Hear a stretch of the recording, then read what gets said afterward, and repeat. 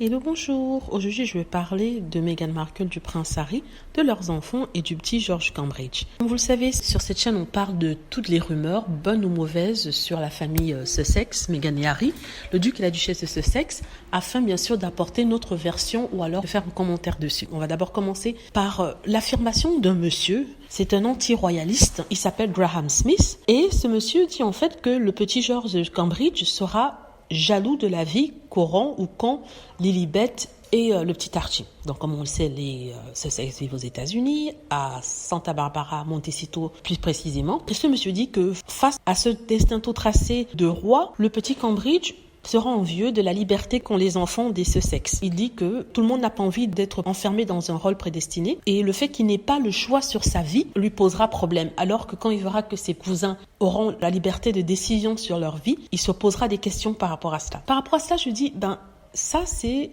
la faute de ses parents. C'est-à-dire le prince William et Kate Middleton, ils se sont battus pour que les Sussex ne leur fassent plus ombrage, ne soient plus là, ne soient plus célèbres, pour qu'ils puissent partir pour avoir toute la place et le statut de futur roi qu'ils souhaitent avoir, un statut qu'ils avaient déjà. Mais comme il manque de présence, toute personne qui vient les éclipser devient un problème, un ennemi. Alors, ils se sont battus pour ça. Je ne crois pas qu'ils accepteront que leurs fils puissent en décider autrement, c'est-à-dire que décident d'abdiquer. C'est déjà arrivé dans le passé lorsque leur grand-oncle a décidé d'abdiquer pour une femme et ça a été pris comme une trahison. Je crois que celui-ci n'aura pas le choix. Regardez le prince Harry et Meghan Markle le prince Harry qui n'est que 6e sur la ligne vers le trône et sa décision de partir de l'Angleterre pour les États-Unis a été un drame. C'est-à-dire que vraiment, ça a été comme si il était le futur roi, il abdiquait. Donc, d'ici déjà, le prince Harry, qui est le 6e, n'a pas la liberté de décider pour lui. Imaginez ce que ce sera pour le petit George. Le petit George, comme disait le prince Harry pour le prince William, est piégé. Il n'a pas le choix.